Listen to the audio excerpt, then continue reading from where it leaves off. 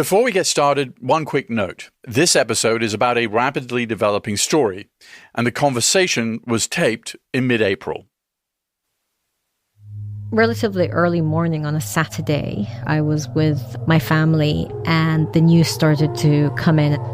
ننتقل إلى مراسلنا حازم البنا من غزة للمزيد. Within maybe half an hour, the extent and the magnitude of the attack became clear. The Israeli military is warning that a number of militants have infiltrated Israeli territory from Gaza.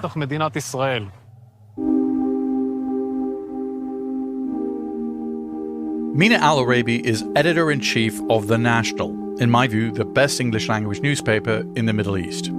She directs a staff of around 200, spread across the Middle East and around the globe.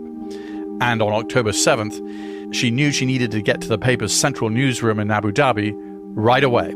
Nobody had called to say, we're going to come in, do you need us? People were just coming in because where else would they be? Like any good editor, Al-Oraibi was already trying to anticipate what could happen next in Israel and in Gaza. Okay, what are the repercussions? Who's going to get involved? As the bombing started in Gaza, really our primary concern was for our correspondent there on the ground. I had my colleagues in Lebanon who, we were talking to our security team, how close could they go to the border? The sparks of conflict in one corner of the Middle East threatened to set the entire region ablaze. Because I'm from this part of the world, the immediate sense is a personal one. My goodness, there's more coming at this region. We're in for more war, more destruction, more blood. Even 6,000 miles away in the United States, you can see how the Gaza war is playing out from college campuses Free Palestine to the Oscars. We stand here as men who refute their Jewishness and the Holocaust being hijacked by an occupation which has led to conflict for so many innocent people. To the presidential campaign trail. God bless the people of Israel. They're under attack right now. But of course, nowhere has this conflict had a deeper impact than in the Middle East. More than 34,000 Palestinians have been killed, according to the Gaza Health Ministry. Some 100 Israeli hostages remain in Gaza. Houthi rebels have massively disrupted shipping and global trade in the Red Sea. Iran has breached long-standing red lines, firing more than 300 missiles and drones at Israel. And Israel's recent warming relations with some of the Arab states are now in the deep freeze.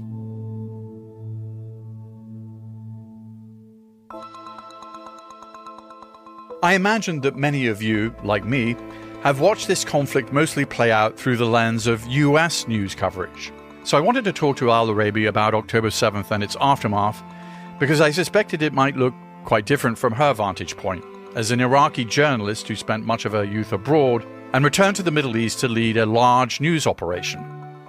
I'm Peter Bergen. Welcome to In the Room.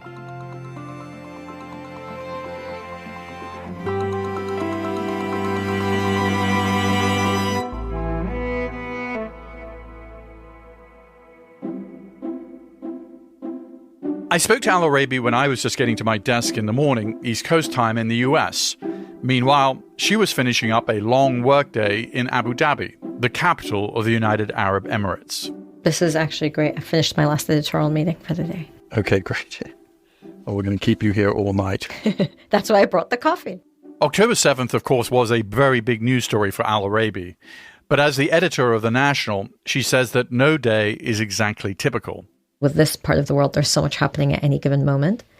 As the day progresses, not only follow the stories, but there's usually an ambassador coming in to see me and speak to whatever's happening, or somebody visiting from abroad, meeting with sources and speaking with knowledgeable people, playing the ambassadorial role, telling people about The National and my incredible colleagues' work, but then also the editorial, keeping up with the news. Al-Oraibi considers herself lucky. Her work editing The National is fascinating, and she's in the room with world leaders on a regular basis.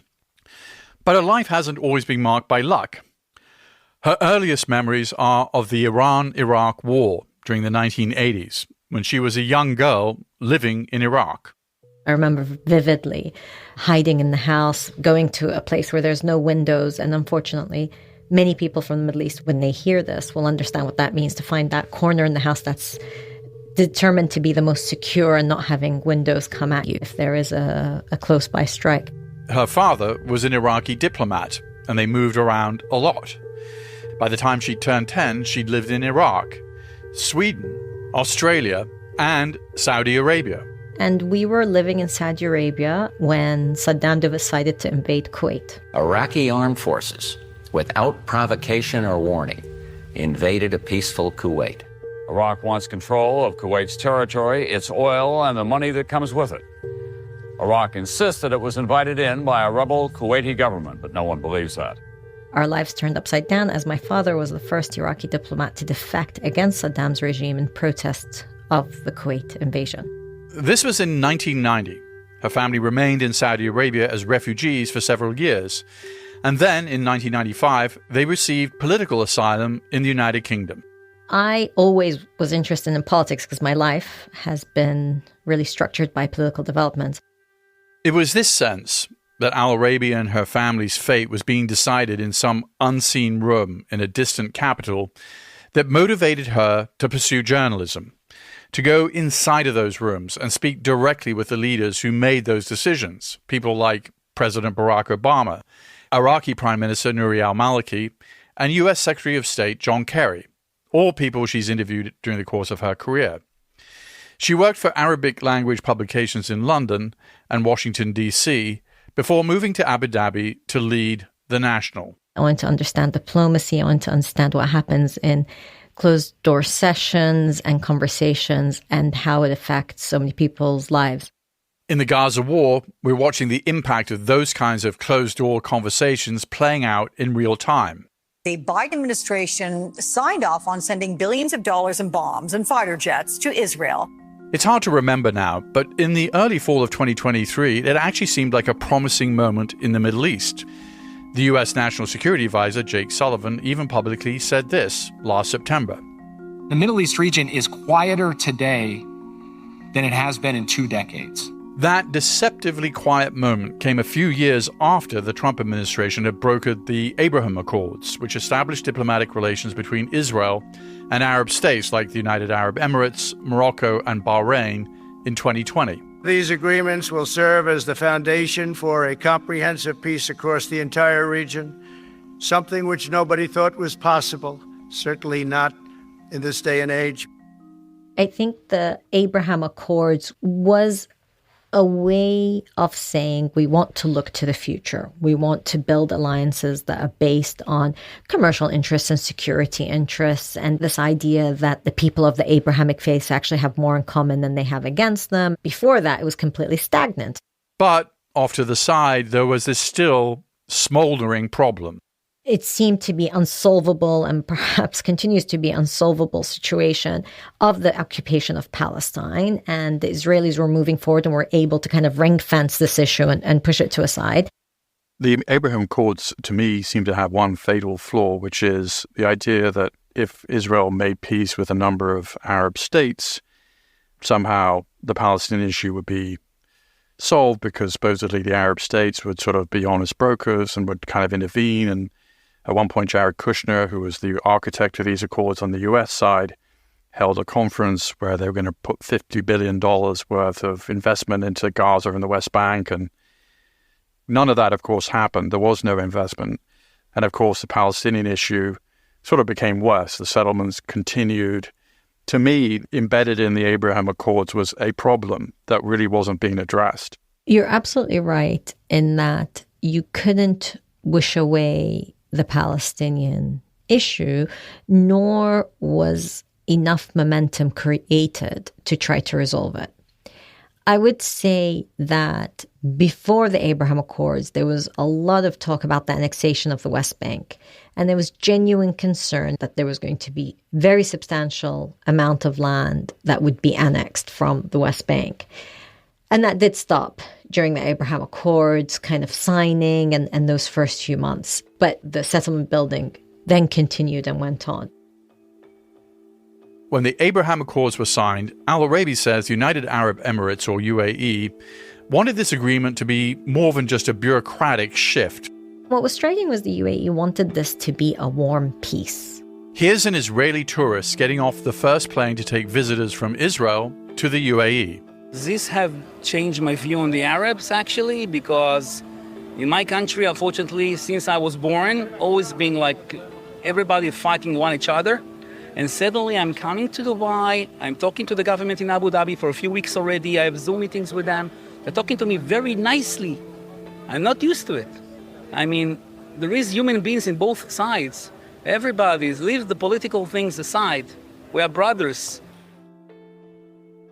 You would often hear people say, we don't want it just to be, let's have embassies that are barricaded and leave it at that. Let this be a warm peace. Let this be between two different people and include others. And I think they were very genuine in that. And they have been absolutely shocked with the brutality of the last 6 months, especially because the UAE, made a point to condemn the Hamas attack and then called for not only restraint, but also a protection of Palestinian lives.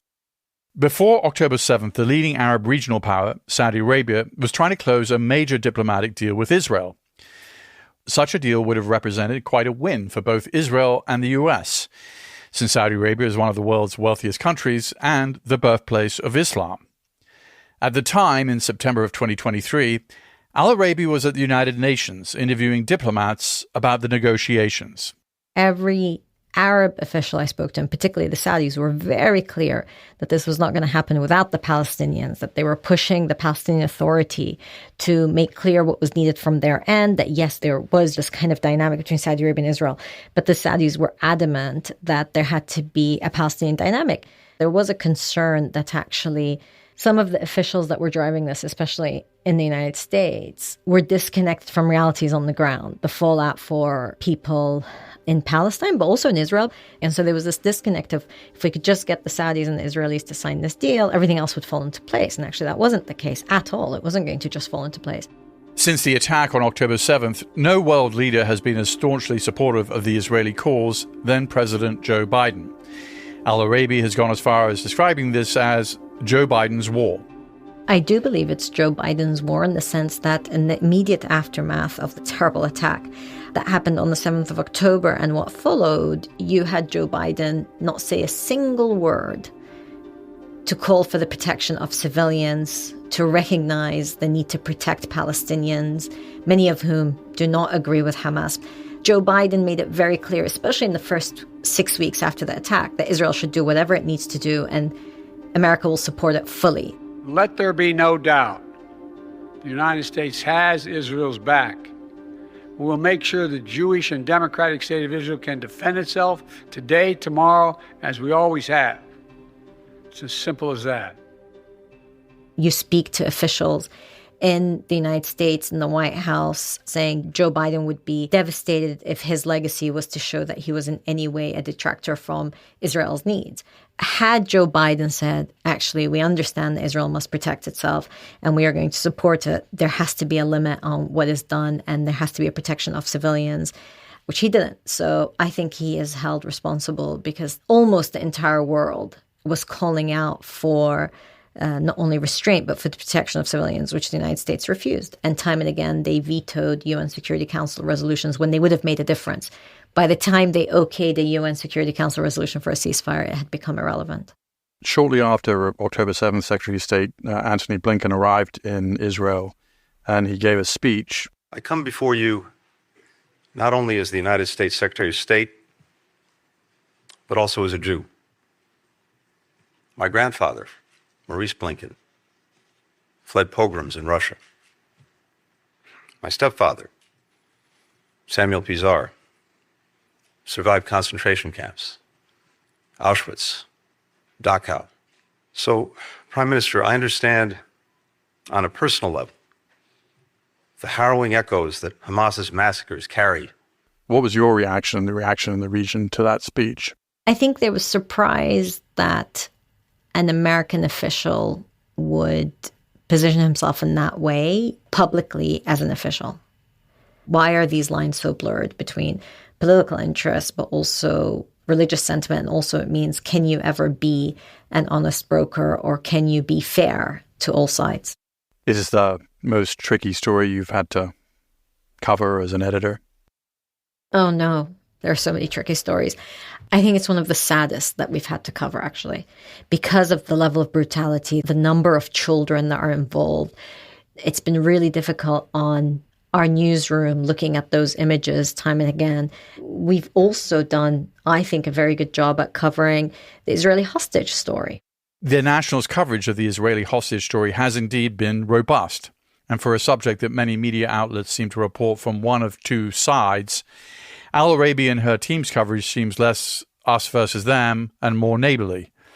I remember the story Al-Oraibi told about being the little girl looking for a safe spot in her house in Iraq to hide if a bomb exploded. And in Gaza and Israel, the National seems to always have those stories top of mind, the innocents whose lives are at risk. And also taking into account that there are Israelis who are now displaced from the border with Lebanon because they're fearful, they're scared.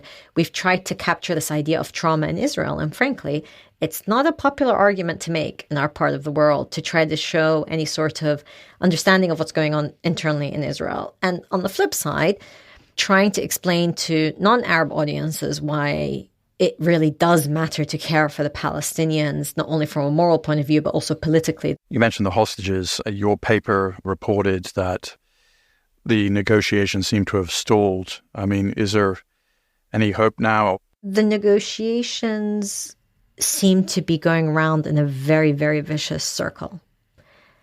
One, there is a sense that even if we can't finish off Hamas in the way that the Israeli government first claimed, then we need to push Hamas out of Gaza. And what does that look like? So how can you be negotiating on one side to try to get a ceasefire when you're actually trying to push out the people who are still holed up there?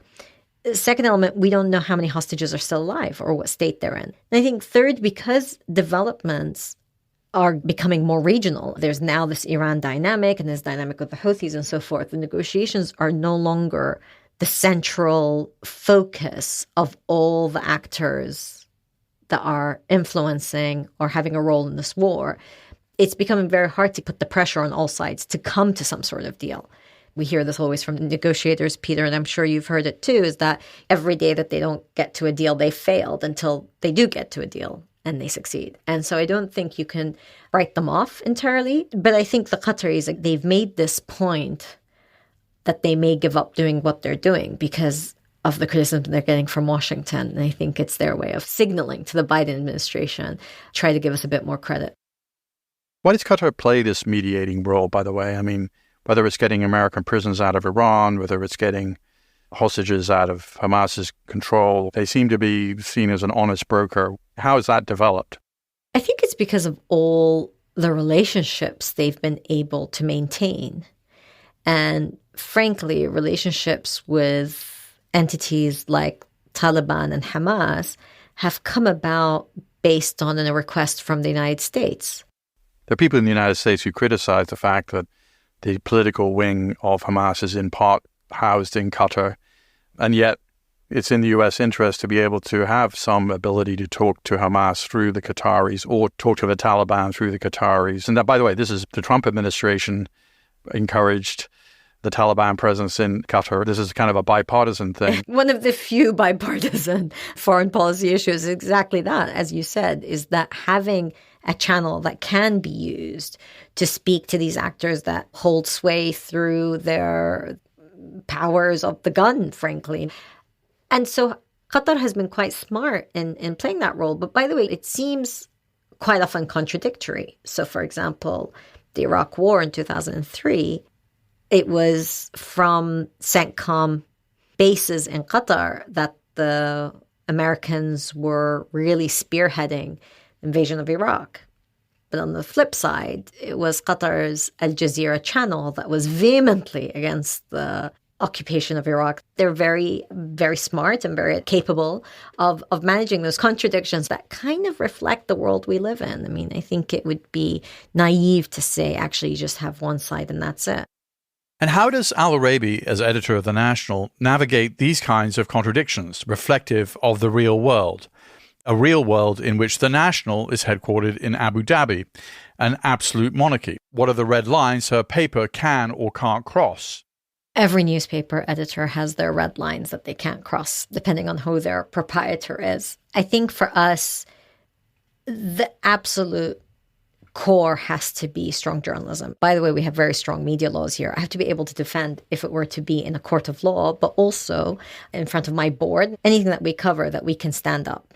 So that's one, that I think people underestimate that is the biggest pressure you have, that if somebody discredits you, if somebody is able to take apart a story, but I don't think it's unique to the National, I don't think it's unique to the Gulf monarchies. I don't think we're ever under threat here of our safety of being able to do journalism, but every journalist is under incredible threat to have access cut off, to have commercial interests hit, to have advertising cut off if you don't play by certain rules. And it's always that negotiating how much political capital you're ready to burn at what point. But frankly, our day-to-day job, nobody intervenes. But I do think the expectation for media here is different. And there is a sense of you have to be working towards the common good, the greater good, and not working towards anything that would lead to either instability or shaking people's sense of stability. And that's a very fine line. And sometimes actually it's not the big political stories. It's more the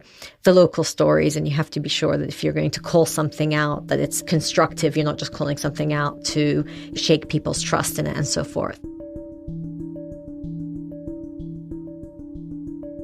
One of Al-Oraibi's recent stories caught my attention, a profile of the work of Jose Andres' World Central Kitchen, which feeds people in conflict zones all over the world. Her profile was published just 2 weeks before 7 of World Central Kitchen's workers were killed in an Israeli airstrike in Gaza. Jose Andres voices outrage that these aid workers were killed despite their efforts to coordinate with Israeli officials and properly mark their vehicles. What I know is that we were targeted deliberately, non-stop, until everybody was dead in this convoy. This looks like it's not a war against terrorism anymore. Seems this is a war against humanity itself. That seemed to be something of an inflection point in this conflict, certainly in the US, where Jose Andres is well known to lots of people. And it seemed to produce a real shift in the Biden administration that actually produced some action. I think it was an inflection point for a number of reasons. One, as you rightly mentioned, that abroad there was a sense that World Central Kitchen is well known, their ethos are known, they cannot be tarnished or branded as being Hamas sympathizers. They had done everything they needed to do to clarify who they are. Their trucks were clearly signposted. They had coordinated with the Israelis. You know, I interviewed the CEO of World Central Kitchen, Erin Gore, here in Abu Dhabi just days before this terrible attack happened. And I specifically said to her, like, aren't you concerned about safety? And she said, we're always concerned about safety wherever we go. But there was a level of trust and confidence because they had worked so closely with the Israelis on this. You could not tarnish these people and say that they had done anything wrong. Second reason it's an inflection point is because it came at a time when the Israelis had won almost the argument of keeping the land borders closed. And the third reason I think it's an inflection point, which is quite depressing, is that those who died were not Palestinian. And so their governments had to speak up, had to say something. I express Australia's anger and concern at the death of Zomi Francom. This World Central Kitchen horror is just one part of what the Netanyahu war machine is doing. The extra aid won't work unless there is proper deconfliction. That is vital, and Britain will be watching very closely to make sure that that happens. And it put a spotlight on what is the value of Palestinian life compared to non-Palestinian life. Can you recall a war where the US is simultaneously supplying the bombs that are used in the war while also dropping aid to the population that is the subject of this war? No. The idea of dropping bombs and dropping food parcels simultaneously is part of what angers so many people in this part of the world. Many people there coming from the Gaza North as well in the hope that they can secure some food for their children. All of a sudden, the tanks, gunfire started. So in one hand, they're providing people with food, and in the other hand, they're providing people with death. Look, the food parcels from the sky are a necessary move because the land borders are closed, and they don't in any way compensate the fact that all land borders are so restricted. So this idea of the US providing not only bombs but financial support to the Israelis without condition, while at the same time claiming that they are trying to enforce a change in behavior from the Israelis, is hard to buy. Nobody buys it. All they're doing is requesting it. They're not actually taking decisions that would make the Israelis feel that they're really under pressure to change tack. In the meantime, Al-Oraibi says that anti-American sentiment in the region is at an all-time high. It is American support, political, military, and financial, that has allowed Israel to continue with the type of war that it's waging at the moment in Gaza. The fact that you've had, over 13,000 children dead is hard to imagine in 6 months. With the boycotts, you see just on even if people are not doing political statements or whatever, just people are staying away from American brands. I can't tell you how many dinners or lunches I've gone to, not only in the UAE, but in different parts of our world, where people will just be like, okay, no Coke or Pepsi. McDonald's for sure has a major PR problem on its hands.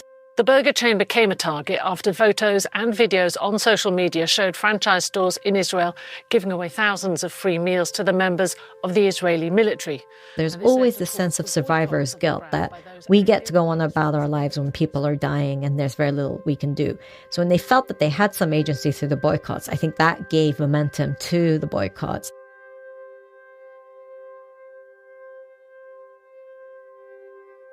What's the view of Hamas amongst Arab rulers? I think the vast majority of Arab rulers don't trust Hamas, don't like the fact that they are an extension of the Muslim Brotherhood. Having said that, I think there is a real concern, unfortunately, also about the Palestinian Authority. And what about ordinary Arabs that you and your journalists talk to? And what's the view of Hamas? What's the view of October 7th? Look, it's hard to give an honest answer and say the Arab street thinks X, right? Because it's divided. Overwhelmingly, people have sympathy for the Palestinians and feel that October 6th was as bad a day as October 7th for the Palestinians in terms of living under occupation, having no freedom of movement. There's a sense that the Palestinians deserve, like any other people, not to live under occupation and to have freedom of choice. But there's also a lot of criticism of Hamas, not only politically, but the sense of, okay, you're going to take out an attack like this. You must know that Israelis are going to retaliate hugely. Where are the stockpiles of food? Where are the bunkers being built? Where are the political allies that are supposed to help you out in this? So there's a real sense that Hamas took the step without the basic obligation of being a governance body, as the party that's ruling. They should have thought about the civilians. But I have to say, there's a real hesitancy to criticize Hamas when the Palestinians are under so much attack. One of the biggest problems we have is that people who are critical of Hamas find it very difficult to speak up now because you are seen as an Israel apologist when Israel has committed horrific atrocities. What could that Israeli response have been different? I mean, look, I think with these things, you're not in the decision-making room, but first would have been, we're going to strike really hard for 48 hours, and then we're going to stop. And we're going to say, we can continue this way, or we are going to call on the Arab states and America, whoever has influence, to ensure that Hamas releases at least the women and children from the hostages. And then if they don't, then they start again. I was speaking to an American official who's quite close to the Israelis who said to me, well, they can't have a ceasefire because what if Hamas doesn't give up the hostages? And I said, well, then they bomb them. I mean, if Hamas gives up the hostages, they have nothing else to negotiate. That's like their main negotiating card. Whereas the Israelis stop bombing, that is a negotiation that they can then end immediately by restarting the war. And so I would have said, be very strong for 48 hours, make certain demands. They don't get met, start again. But show a willingness to put the onus on Hamas to release the hostages and from there work on other things. But it felt like the decision was we're going to take revenge and we are going to try to cover up what a major military and intelligence failure October 7th was for Israel. while there's no indication, according to U.S. intelligence, that Iran had any foreknowledge of the Hamas attack on October 7th into Israel, it is a fact, according to the U.S. Treasury, that Hamas has received hundreds of millions of dollars in aid from Iran. Very few people understand how the Hamas attack on October 7th came about, but it's clear the fact it wasn't leaked was because they didn't share it with not only Iranian leadership, they didn't share it with the Hamas leadership sitting in Qatar. And while the Israelis had reports of a potential such attack, they kind of chose to ignore it. But as the war has gone on, Iran has made its support of Hamas clear. And in April, the Iranian regime took an extraordinary step. Iran launched more than 300 cruise missiles, ballistic missiles, and drones toward Israel. It's the first time Iran has directly attacked Israel from Iranian territory. In that attack, 99% of Iran's missiles and drones were shot down, thanks in part to help from the United States, but also of Jordan, Saudi Arabia, and the United Arab Emirates. Does this collective effort to help defend Israel from Iran mean that the Arab world actually sees Iran as more of a problem than Israel? I don't think it means they see Iran as a greater problem than Israel. I think it means they see Iran as a problem, which has been the case for decades. One of the many problems we face here is this almost, well, who's worse, Iran, Israel, when actually both of them are infringing upon the sovereignty of Arab lands and Arab countries. As for the Jordanians, I think if they didn't take action this time, the next step would be you'd have some of these Iranian-backed militias from Iraq storming into Jordan and demanding to cross over to the West Bank as they continue to threaten since October. So I do think that Jordan didn't have a choice except to try to stop these drones and projectiles from going over their airspace because, again, they would lose their sovereignty, which is what we've seen in Iraq, in Syria, in Yemen, and in Lebanon. We don't need another Arab country that genuinely lacks any sort of control over what's happening in its airspace or even on its territorial borders. Iran doesn't seem to be easily deterred. If we'd had this conversation 6 months ago before the Hamas attack in Israel, the fact that Iran was sending a barrage of missiles at Israel, the fact that Israel was taking out Iranian military leaders in an embassy facility in Damascus, none of that would have seemed plausible. I mean, are we the frog in the water that is slowly being boiled and we're not really aware that the water is heating up? I like your analogy about frog in the water. I keep thinking we're sleepwalking into a major war. I believe that the region is at war at the moment. And so the question is, does it remain a low-intensity war that drags out for years and frankly adds to the sense of instability where it's very hard for people living in many of these countries to be able to plan long-term or to see a way forward? Or do we then have a genuine effort for peace? And, there's all this talk about let's have an international conference and let's, the root of it, solve the Palestinian issue and the occupation, establish a Palestinian state, ensure Israel's security, have relationships with everybody in the region. That when you say it is great, but you're going to have spoilers. And the spoilers are the people who carried out the October 7th attack, and they are the people who are insisting that there continues to be some sort of war. And by the way, they're not just Iran and its proxies. You've also got elements in Israel and elements in Palestine that thrive off a constant state of war. And so how do you get out of that? I don't know. But the minute you can say there's a ceasefire in Gaza, there's a path forward for the Palestinians, it's very hard then for Hezbollah or the Houthis or Iran to say, okay, we're going to continue with a war. At some point, the guns will fall silent in Gaza. I asked Al-Oraibi for her most optimistic projection for what the day after looks like. But she told me anything too optimistic is also very unrealistic. Even so, she did have a complex, well-thought-out plan of what could conceivably work, beginning with collaboration between Arab states and a newly reconfigured National Palestinian Front. And then after 4 years, full sovereignty back to the Palestinians. And then internally in Israel, you have a genuine kind of moment of national coalition coming together and saying, we want to push out the crazies that can only speak a language of war or, want to destroy any hope for us living peacefully with Palestinians and Arabs. And so you get national coalition there. And then you start those kind of confidence building measures between the Palestinians and the Israelis and between the people there. And then you have the Arabs saying, okay, well, because the Israelis have shown that they are willing, then we are going to start talks with them from now of what the future looks like with them. That Palestinian statehood doesn't become the end of the road, but becomes part of this momentum building. So Palestinian statehood is agreed and then slowly being built up to a full state. This grand optimistic plan is not likely to happen, but that doesn't mean it's impossible. All of it is possible. This is all man-made. Problem is, if you don't have the political will, and if you have a complete fracturing of the political leadership in Israel and in Palestine, how do you get one voice to say, yeah, we're committed to this? That's the biggest challenge.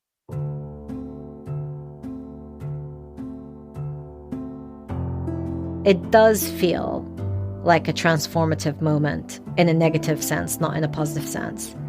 And this sense of guilt and sadness and frustration is felt amongst many, many, many Arabs. And the concern is, unless there is a non-militant, non-military way to resolve these issues, it's really going to inspire particularly young disenfranchised men to feel that the only solution is to pick up a gun, because those who push for peace are either seen as weak or discredited.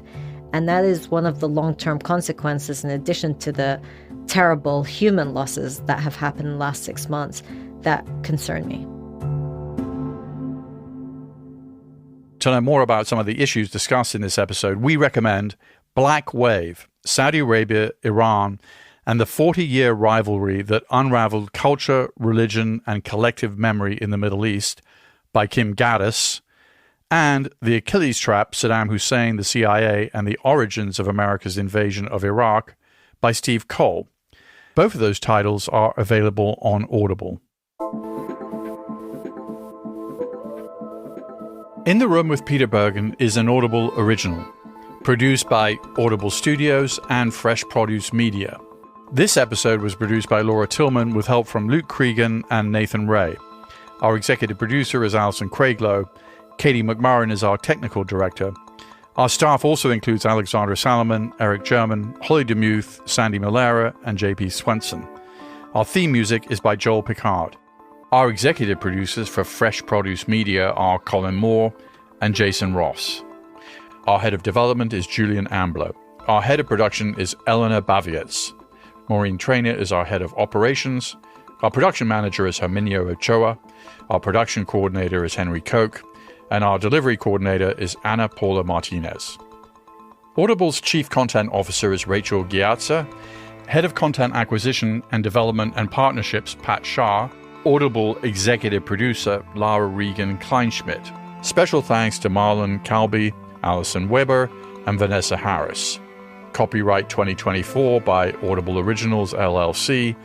Sound recording copyright 2024 by Audible Originals, LLC.